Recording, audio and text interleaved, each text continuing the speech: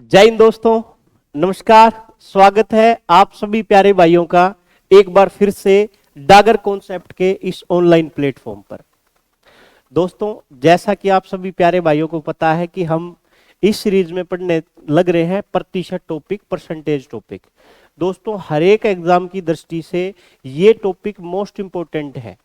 और ये जो क्लास है, ये मेरे भाई, जो भी मेरा भाई अग्निवीर, आर्मी, नेवी, एयरफोर्स की तैयारी करता है, एसएससी जीडी की तैयारी करता है, दिल्ली पुलिस की तैयारी करता है, या एसएससी के सीजीएल, सीपीओ, सीएचएसएल या अन्य किसी स्टेट गवर्नमेंट के एग्जाम की तैयारी करता है, राजस्थान सीईटी, हरियाणा सीईटी या एचटेट सीटेट, कोई भी ऐसा एग्जाम दोस्तों जिसमें परसेंटेज आता है, तो दोस्तों ये क्लास उन सभी प्यारे विद्यार्थियों के लिए उपयोगी है जिस कॉम्पिटिटिव एग्जाम में परसेंटेज टॉपिक का जिक्र होता है। तो चलिए दोस्तों, शुरुआत करते हैं आज के अपने इस लाइव सेशन की। चलिए दोस्तों, शुरुआत करते हैं। चलिए दोस्तों, आज हम दोस्तों सीखने वाले हैं कि भाई आज की क्लास में हम सीखने वाले हैं कि जो प्रतिशत टॉपिक में विद्यार्थियों से रिलेटेड या परीक्षा से रिलेटेड जो प्रश्न बनते हैं, उन प्रश्नों को हम कैसे करेंगे। दोस्तों, आप भी इन सवालों को सोल्व करके देखिएगा। अब जो चीज आपसे नहीं होगी वो मैं आपको साथ साथ कराते रहूंगा।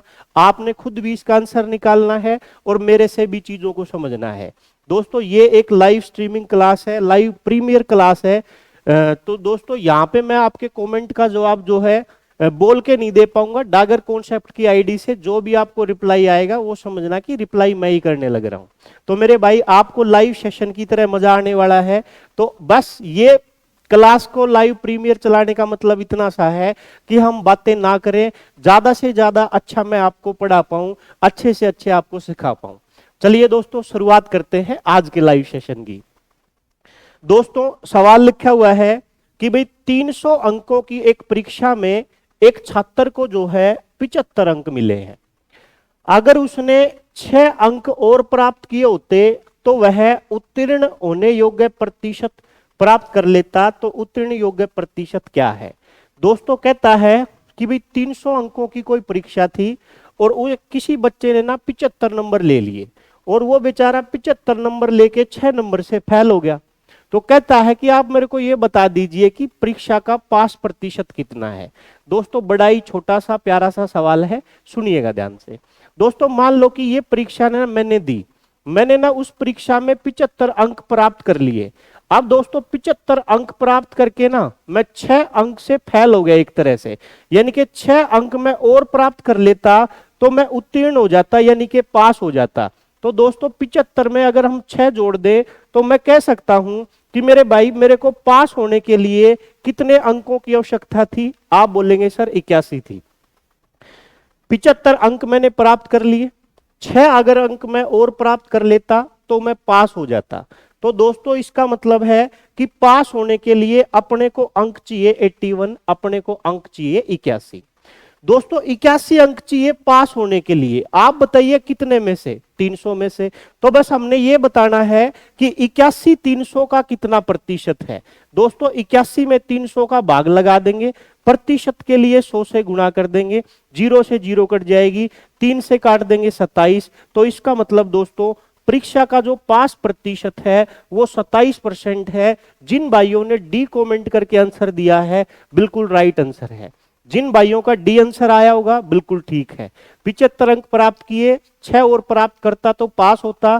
पास होने के लिए चाहिए 81। 81 कितने में से चाहिए? 300 में से। तो दोस्तों, कितने परसेंट नंबर हुए? 27%। उम्मीद है आप समझ पाए होंगे। चलिए बढ़ते हैं अगले क्वेश्चन की ओर। Question number 82। चलिए देखिए ध्यान से दोस्तों, फिर से ये वही उसी प्रकार का क्वेश्चन है। आप समझने का प्रयास करें। आप खुद भी करते रहे, मैं समझा रहा हूं, मैं समझाने लग रहा हूं, आप इसको भी समझते रहे। उत्तीर्ण होने हेतु आवश्यक अंक 40% है। मतलब भाई, पास होने के लिए ना 40% अंकों की आवश्यकता है। किसी छात्र ने 250 अंक प्राप्त किए परंतु फिर भी वो 38 अंकों से फेल हो गया। तो अधिकतम अंक कितने हैं? दोस्तों, अब की बार ना पूर्णांक बताना है, परीक्षा का टोटल अंक बताना है। दोस्तों बता दिया गया है कि भी पास होने के लिए ना 40% चाहिए। अब किसी बच्चे ने 250 अंक प्राप्त कर लिए, फिर भी वो 38 अंकों से फेल हो गया। दोस्तों अगर हम 250 में 38 को जोड़ देंगे तो यहां से अपने को प्राप्त पता चलेगा कि भी पास होने के लिए जो है 288 अंकों की आवश्यकता है। दोस्तों फिर से सुनिए, पास होने के लिए चाहिए 40%। अगली लाइन में कहता है कि 250 प्राप्त कर लिए और मेरे भाई 38 से वो फेल हो गया। 250 प्राप्त करके 38 से फेल हो जाएगा तो मेरे भाई पास होने के लिए चाहिए 288।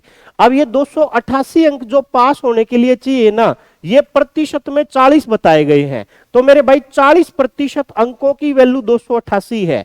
1% की वैल्यू निकालेंगे, 40 का भाग कर देंगे, 100% की वैल्यू निकालेंगे, मेरे भाई 100 से गुणा कर देंगे, 0 से 0 कैंसिल कर देंगे, 4 से 7 बार में, 4 से 2 बार में, 72 की 10 में गुणा करेंगे। दोस्तों आंसर आ जाएगा 720।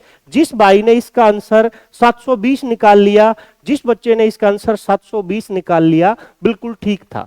दोस्तों प्राप्त अंकों में फेल अंकों को जोड़ने से जो अंक आते हैं वो पास अंक होते हैं। 250 प्राप्त किए, 38 से फेल हुआ, पास होने के लिए 288 चाहिए। 40% 288 है तो भाई 100% हो जाएगा 720। चलिए दोस्तों बढ़ते हैं अगले क्वेश्चन की ओर। Question number 83। दोस्तों क्वेश्चन नंबर 83 सेम चीजें हैं दोस्तों, धीरे धीरे हम लेवल को बढ़ाते रहेंगे। कहता कि एक परीक्षा में विनोद ने 25% अंक प्राप्त किए, 10 अंकों से फेल हो गया। सचिन ने 30% अंक प्राप्त किए, 20 अंकों से पास हो गया। तो कहता है कि परीक्षा का पूर्णांक बताइए क्या है। दोस्तों ये इंपॉर्टेंट सवाल है, पेपर में आता है। आप ध्यान से समझने का प्रयास करें कि भी इसका आंसर क्या रहने वाला है, आप बात को समझने का प्रयास करें। दोस्तों लिखा हुआ है भाई विनोद ने 25% अंक प्राप्त कर लिए और मेरे भाई ये फेल हो गया 10 अंकों से, 10 अंकों से अनुत्तीर्ण हो गया। फिर कहता है कि भाई जो दूसरा विद्यार्थी है ना सचिन, उसने क्या किया, 30% अंक प्राप्त कर लिए और वो 30% अंक प्राप्त करके 20 अंक अधिक ले आया। अधिक लेके आने का मतलब दोस्तों वो 20 अंकों से ना पास हो गया। अधिक ले आया, 20 अंकों से पास हो गया, दोनों बातों का मतलब एक ही होता है। दोस्तों अब मैं आपको इस सवाल को करने का बेस्ट तरीका बताने जा रहा हूं, आप मेरी बात को सुनिएगा ध्यान से। 25% अंक प्राप्त किए, 10 अंक से फेल, 30% अंक प्राप्त किए, 20 अंक से पास। दोस्तों एक विद्यार्थी ने 25% नंबर लिए तो 10 से फेल हो गया, दूसरे ने 30% नंबर लिए तो मेरे भाई वो 20 से पास हो गया। तो कहता है कि भैया आप तो ये बता दीजिए कि परीक्षा का पूर्णांक कितना है। दोस्तों इस सवाल को करने के लिए आपने कुछ नहीं करना, एक छोटा सा काम करना है कि आपने यहां से ये देखना है कि भाई पास होने वाले विद्यार्थी को फेल होने वाले विद्यार्थी से कितने अंक अधिक मिले। मैंने कहा दोस्तों पास होने वाले विद्यार्थी को फेल होने वाले विद्यार्थी से कितने अंक ज्यादा मिले। भाई विनोद को मिले 25%, फेल हो गया, सचिन को मिले 30%, पास हो गया। तो मेरे भाई पास होने वाला जो सचिन है उसके 30% अंक है, फेल होने वाला विनोद है उसके 25% अंक है। तो सचिन के अंक विनोद के अंकों से कितने परसेंट ज्यादा है, आप बोलेंगे सर 5% ज्यादा है। दोस्तों यहां से वो 10 से फेल हो गया, 20 से पास हो गया। अब आप 20 और 10 का अंतर मत कर देना। दोस्तों अगर एक बच्चा फेल होता है, एक बच्चा पास होता है, तो दोनों का अंतर लेने के लिए दोनों को जोड़ना पड़ता है। 10 में 20 जोड़ देंगे तो दोस्तों ये 30 बन जाएगा। दोस्तों ध्यान से सुनिए, मान लिया कि किसी परीक्षा में पास होने के लिए 50 अंक चाहिए थे। मैं विनोद हूं और आप मान लो अपने आप को सचिन हो। विनोद 10 से फेल हो गया, इसका मतलब मेरे भाई पास होने के लिए 50 चाहिए थे। मैं अगर 10 से फेल हो जाऊंगा तो मेरे 40 नंबर आएंगे। आप विनोद सचिन हो, आप 20 से पास हो गए तो 50 से 20 ज्यादा आपके अंक आएंगे 70। तो मेरे अंक आए 40, आपके अंक आए 70। तो बताइए 70 40 से कितना ज्यादा है, तो आप बोलेंगे सर 30 ज्यादा है। तो मेरे भाई एक छोटी सी बात ध्यान रखना, एक विद्यार्थी फेल हो एक पास हो तो दोनों के अंकों का अंतर करने के लिए दोनों को जोड़ना पड़ता है। 20 और 10 को जोड़ देंगे तो दोस्तों 30 आ जाएगा। इसका मतलब सचिन ने वैसे तो 5% ज्यादा प्राप्त किए और वैसे अंक 30 ज्यादा हैं, तो 5% की वैल्यू 30 है, 100% की वैल्यू निकालेंगे दोस्तों, 5 का भाग करके 100 से गुणा कर देंगे, 100 गुणा 6 पूर्णांक आ जाएगा 600। जिस भाई ने इस सवाल का आंसर 600 दिया, डी ऑप्शन बिल्कुल राइट था मेरे भाई। कुछ नहीं करना, पास होने वाले के अंक फेल होने वाले से कितने ज्यादा, 5%, 20 और 10 30, 30 बटे 5 गुणा 100, आंसर 600। चलिए पढ़ते हैं मेरे भाई अगले क्वेश्चन की ओर। Question number 84। चलिए दोस्तों ये भी वैसा ही क्वेश्चन है, बिल्कुल वैसा का वैसा क्वेश्चन है, ये सेम क्वेश्चन है। देखते हैं आप में से कौन कौन भाई इसका आंसर देने वाला है। एक परीक्षा में अनीता ने 31% अंक प्राप्त किए, 16 अंकों से फेल होगी। सुनीता ने 40% अंक प्राप्त किए और पास होने वाले अंकों से 56 अंक अधिक प्राप्त कर लिए, तो आवश्यक न्यूनतम अंक बताने हैं, क्या है भाई? ये बताना है कि भाई पास होने के लिए कितने न्यूनतम अंकों की आवश्यकता है, पास होने के लिए कितने न्यूनतम अंक चाहिए। अनीता ने प्राप्त किए मेरे भाई 31%, 16 अंकों से फेल। सुनीता ने प्राप्त किए मेरे भाई 40% और वो 56 अंक अधिक। दोस्तों अगर हम यहां से देखें तो सुनीता के अंक 9% ज्यादा है, यहां दोनों को जोड़ दे तो दोस्तों ये 72 बन जाएगा। 9% की वैल्यू 72 है, 1% की वैल्यू निकालेंगे, 9 का भाग कर देंगे। दोस्तों 100% की वैल्यू निकाल लो, 100 से गुणा कर देंगे, 9 से 8 बार में काट देंगे, 8 गुणा 100, पूर्णांक अगर पूछता ना तो 800 आ जाता। वैसे तो आप 40 और 31 से भी गुणा करके निकाल सकते हो, लेकिन मैंने आपको साथ साथ पूर्णांक भी बता दिया कि अगर पूर्णांक निकालते तो आते 800। अब आप यहां से भी ये देख सकते हो कि भाई अनीता को 31% मिले, 16 से फेल, सुनीता को 40% मिले, 56 से पास। दोस्तों आप चाहो तो 800 का 31% निकाल के 16 ऐड कर दीजिए, आप चाहो तो 800 का 40% निकाल के 56 माइनस कर दीजिए, दोनों से न्यूनतम पास अंक आ जाएंगे। भाई 800 अंक प्राप्त किए उसने, 800 अंक जो प्राप्त किए हैं उसमें से 800 अंक पूर्णांक है, अनीता ने 31% प्राप्त किए, 800 का 31% निकालोगे दोस्तों 248 आ जाएगा। 8 की 1 में गुणा 8 और 8 गुणा 3 24। अब वो 16 से फेल हुई है तो 16 ऐड कर दीजिए, तो दोस्तों यहां से अपने पास 264 अंक आएंगे, यानी कि पास होने के लिए न्यूनतम कितने अंकों की आवश्यकता है? 264 अंकों की आवश्यकता है। मैंने कुछ नहीं किया दोस्तों, 9% 72, 1 की वैल्यू बटे 9, 100 की वैल्यू गुणा 100, 800। पूर्णांक पूछता 800। अनीता ने 800 का 31% प्राप्त किया, 800 गुणा 31 बटे 100, 16 से फेल होगी, 16 जोड़ देंगे, 264 उत्तर आ जाएगा। चलिए बढ़ते हैं दोस्तों अगले क्वेश्चन की ओर। Question number 85। 85 भी बिल्कुल वैसा का वैसा क्वेश्चन है मेरे भाई, ध्यान से सुनने समझने का प्रयास करें। लिखा हुआ है कि भाई जब कोई छात्र 28% अंक प्राप्त करता है, जब कोई छात्र 28% अंक प्राप्त करता है तो 58 अंकों से फेल हो जाता है, लेकिन जब वह 41% अंक प्राप्त करता है तो 6 अंकों से फेल हो जाता है। दोस्तों जब वो प्राप्त करता है 28% तो 58 से फेल, 41% प्राप्त करता है तो 6 से फेल, तो कहता है कि प्राप्त अंक प्रतिशत कितना है। इसका मतलब दोस्तों वो ये पूछना चाहता है कि भाई पास होने के लिए न्यूनतम कितने प्रतिशत अंक चाहिए। देखो आप इंग्लिश में देखोगे find passing percentage, passing percentage. दोस्तों पास होने के लिए ये यहां पे ये होना चाहिए प्राप्त अंक प्रतिशत की जगह भाई पास प्रतिशत कितना है। पास प्रतिशत आपने बताना है कि भाई परीक्षा में पास होने के लिए न्यूनतम कितने प्रतिशत अंकों की आवश्यकता है। उम्मीद है आप सवाल को समझ पाए होंगे। दोस्तों आप एक बार खुद से करके देखा करो, फिर आप साथ साथ कमेंट करके जवाब देते रहा करो और मैं आपको सॉल्यूशन कराता रहता हूं। चलिए मैं कराने लग रहा हूं दोस्तों, देखिएगा ध्यान से। 28% नंबर लिए 58 से फेल, 41% नंबर लिए 6 से फेल। दोस्तों अगर हम यहां से ये देखें कि भाई 41% 28 से कितना ज्यादा है, तो आप बोलेंगे सर 13% ज्यादा है। दोस्तों 58 में 6 जोड़ दें तो यहां 64 हो जाएगा, लेकिन दोस्तों अब आप ध्यान रखिएगा, अब की बार आपने दोनों को जोड़ना नहीं है, क्योंकि 58 भी फेल है और 6 से भी फेल है, तो दोनों का अंतर लेना पड़ेगा। 58 में से 6 घटा देंगे तो दोस्तों यहां पे 52 आएगा। दोस्तों अब तक मैंने जो बातें आपको बताई थी ना, अब तक जो बातें मैंने आपको बताई थी उसमें क्या था, एक बार फैल था एक बार पास था, तो दोनों का अंतर लेने के लिए हम जोड़ रहे थे। लेकिन अब की बार दोनों बार फैल है तो दोस्तों अंतर लेने के लिए घटाएंगे, 58 में से 6 घटाएंगे तो ये 52 आ जाएगा।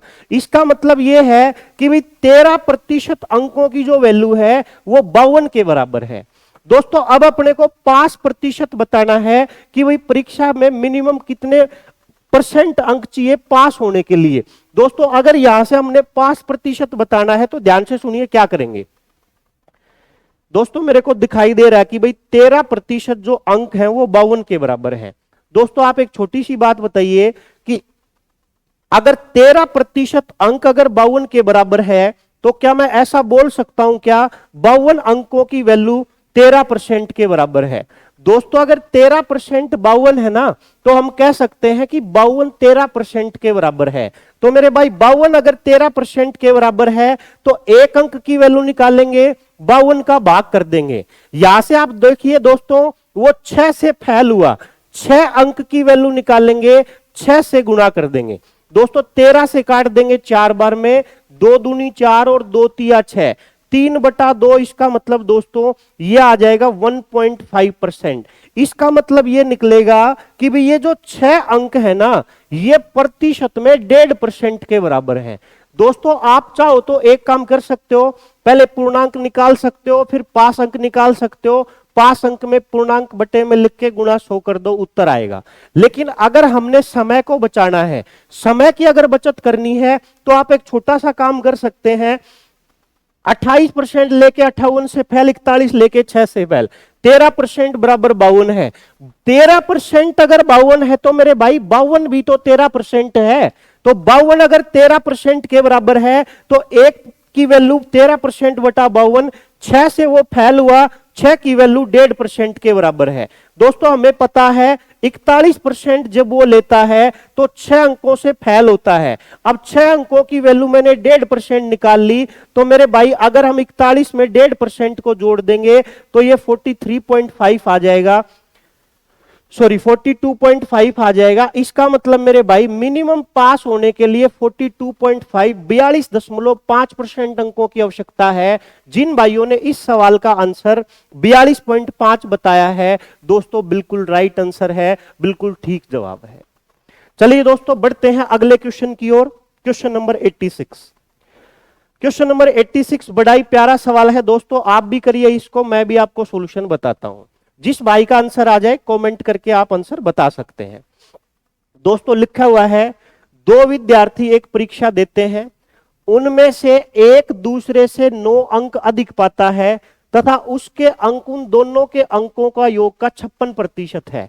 दोस्तों ये कहता है कि भाई बात ऐसी है कि 2 विद्यार्थियों ने कोई परीक्षा दी है, 2 विद्यार्थियों ने कोई परीक्षा दी है, उसमें से एक विद्यार्थी के जो अंक है ना वो दूसरे से 9 अंक ज्यादा है, और जो जिसके ज्यादा है ना वो टोटल अंकों के 56% के बराबर है। तो देखो दोस्तों एक छोटा सा काम करिए आप, है ना, एक छोटा सा काम करिए। मान लीजिए कि भाई परीक्षा के जो टोटल अंक है ना वो 100 है। आप ये मान लो कि भाई परीक्षा में ना जो पूर्णांक है ना वो 100 है। 100 अंक हमने पूर्णांक मान लिए, मैंने मान लिया कि भाई परीक्षा में टोटल अंक है 100, पूर्णांक है 100। दोस्तों टोटल अंकों को मैंने 100 मान लिया। अब जो विद्यार्थी अधिक प्राप्त करता है वो कुल अंकों के 56% के बराबर है, उन दोनों के अंकों के योग के 56% के बराबर है। सॉरी दोस्तों हमने क्या किया, दोनों के अंकों के योग को 100 मान लिया। मैंने मान लिया कि मेरे भाई उन दोनों के अंकों का जो योग है ना वो 100 है। अब 100 में से दोस्तों एक ने जो जिसके ज्यादा है उसने ना दोनों के योग का 56% प्राप्त किया है, तो 100 का 56% 56 होता है। दोस्तों अधिक वाले को अगर 56 मिलेंगे ना 100 में से तो मेरे भाई कम वाले को मिलेंगे 44। मैंने क्या किया, एक छोटा सा काम किया दोस्तों, ध्यान से समझिएगा, बड़ा ही आसान तरीका बताने लग रहा हूं, ध्यान से सुनिएगा। फिर से मैं एक बार लिख देता हूं, आप ध्यान से बात को समझने का प्रयास कीजिएगा, ध्यान से बोर्ड पे रखिएगा। टोटल अंकों को मैंने 100 नहीं माना दोस्तों, मैंने ये मान लिया कि भी उन दोनों विद्यार्थियों ने ना टोटल 100 अंक प्राप्त किए। मेरे भाई 100 अंक प्राप्त किए हैं तो जो अधिक लेता है ना वो दोनों के अंकों के योग का 56% है। दोस्तों 100 का 56% होता है 56, मतलब 100 में से 56 उसने ले लिए। तो दोस्तों 100 में से 56 अगर अधिक वाला लेगा ना तो कम वाला ले लेगा मेरे भाई 44। तो यहां से आप देखोगे हमारे अकॉर्डिंग अधिक वाले के अंक कम वाले के अंकों से 12 ज्यादा है। लेकिन दोस्तों प्रश्न कहता है कि भी एक के अंक दूसरे से 9 ज्यादा है, मतलब जो हमने 12 निकाल दिया ना वो प्रश्न में 9 बता रखा है। एक की वैल्यू निकालेंगे 12 का भाग कर देंगे। दोस्तों 56 से गुणा करोगे अधिक वाले के अंक आएंगे, 44 से गुणा करोगे कम वाले के अंक आएंगे, 100 से गुणा करोगे दोनों के अंक आएंगे।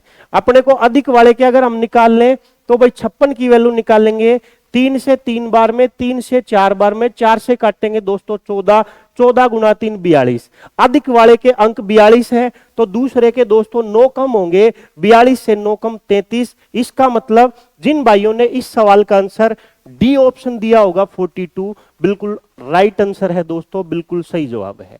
इस सवाल का आंसर आ जाएगा 42 और 33। 100 मान लिए 56%, दूसरे को 44, दोनों का अंतर 12 बराबर 9 के, एक की वैल्यू बटे 12, 56 की वैल्यू निकालेंगे 42 आएगा, 42 से 9 कम 33, उत्तर 42 और 33। उम्मीद है दोस्तों आप समझ पाए होंगे। बढ़ते हैं अगले क्वेश्चन की ओर। दोस्तों ये वेन डायग्राम के बेस्ड सवाल है, इसको आप वेन डायग्राम से भी कर सकते हैं और मैं आपको दूसरे तरीके से भी बता देता हूं। ध्यान से सुनिएगा दोस्तों, इस सवाल को हम कैसे करेंगे।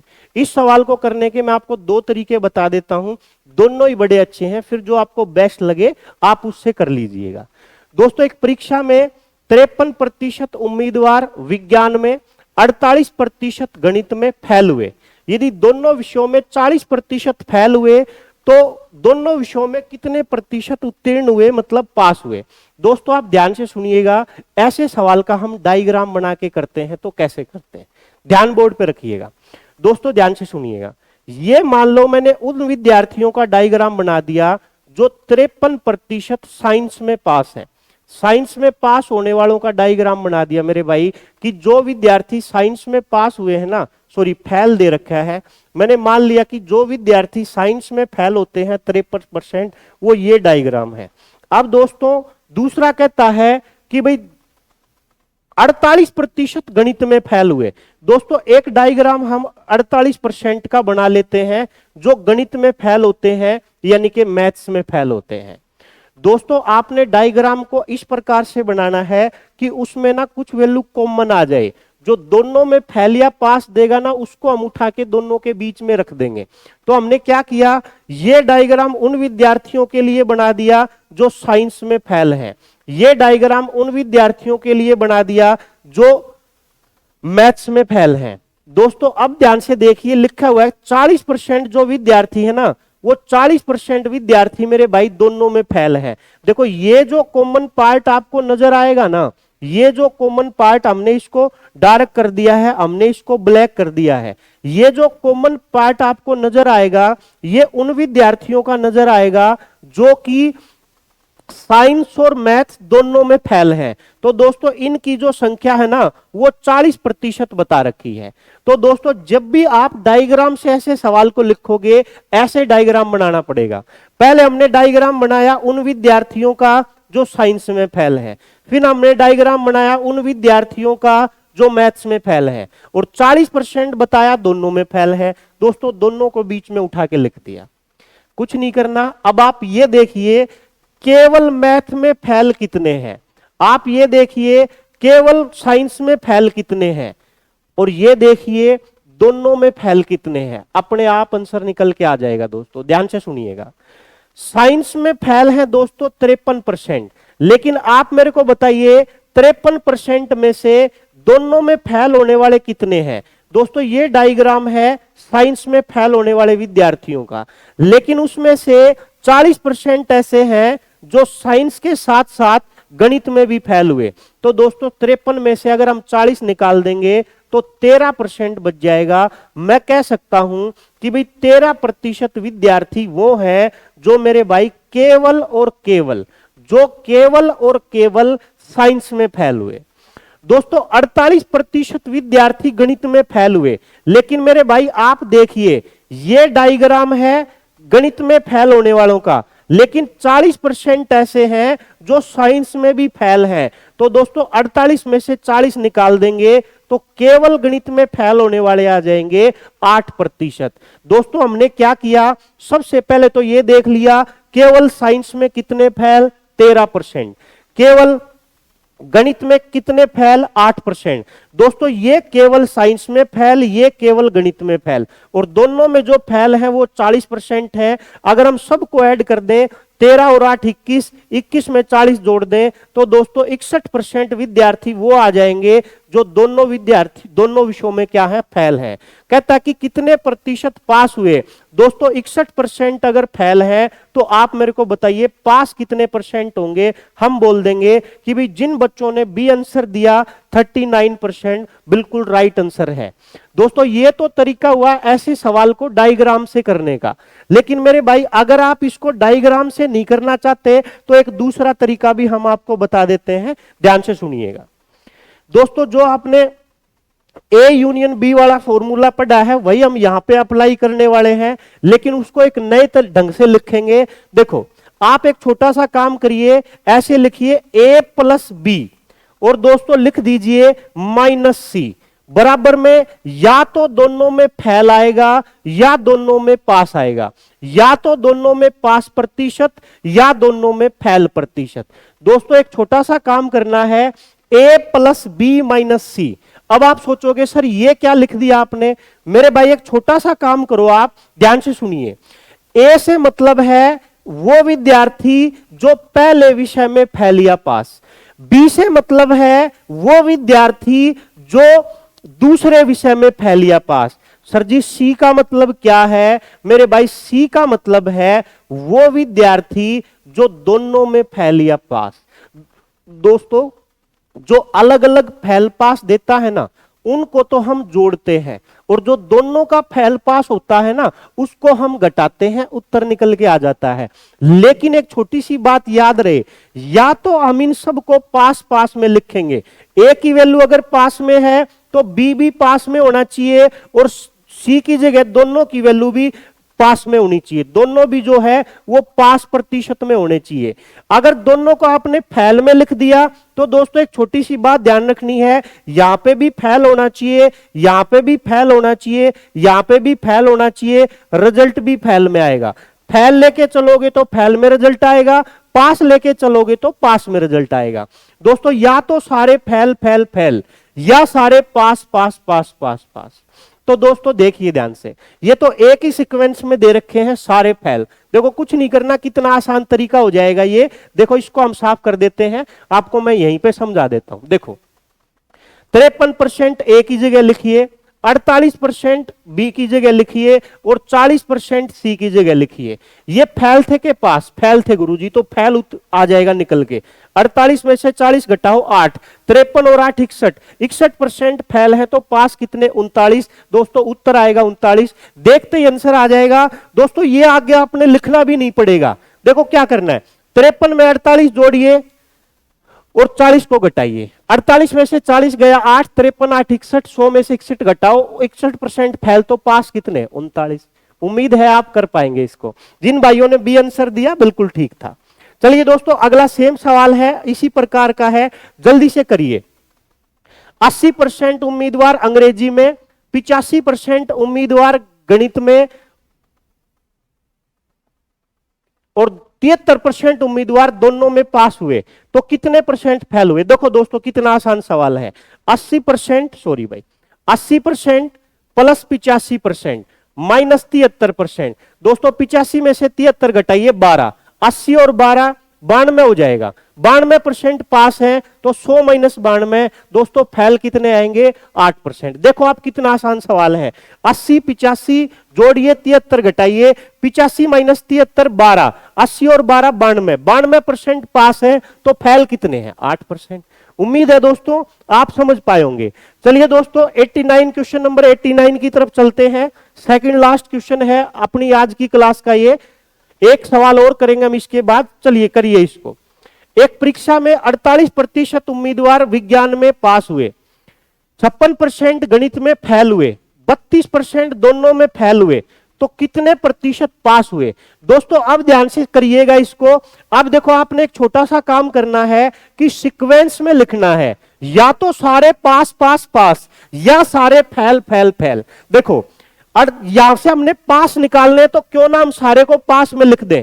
48% हो गए भाई विज्ञान में पास, 56% गणित में फेल, तो दोस्तों 44% पास। दोस्तों 32% दोनों में फेल, तो इसका मतलब मेरे भाई 68% दोनों में पास। दोस्तों इन दोनों को जोड़ेंगे तो ये बन जाएगा 92%, में से 68% घटाएंगे तो दोस्तों उत्तर आ जाएगा मेरे ख्याल से, जब आप इसको घटाओगे तो यहां से 24% बच जाएगा।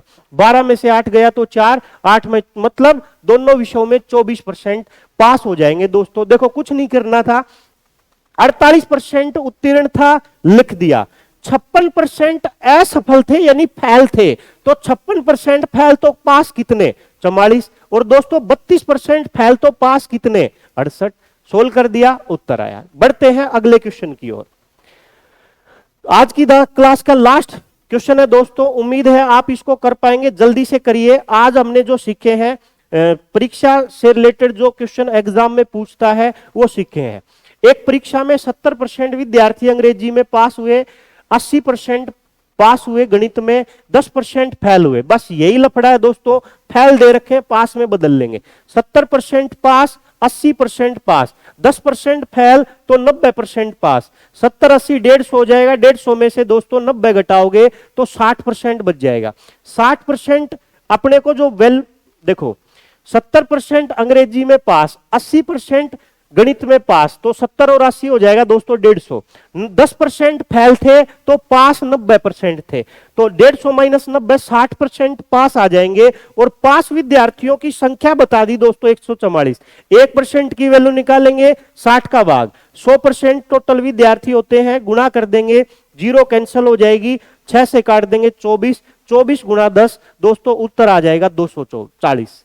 तो दोस्तों ये परीक्षांक से रिलेटेड कह सकते हैं आप, विद्यार्थियों से रिलेटेड जो टाइप बनती है परसेंटेज में, आपके काम की, आपके लेवल के सवाल सारे करा दिए हैं। पेपर में अगर सवाल आएगा तो इससे बाहर नहीं आएगा।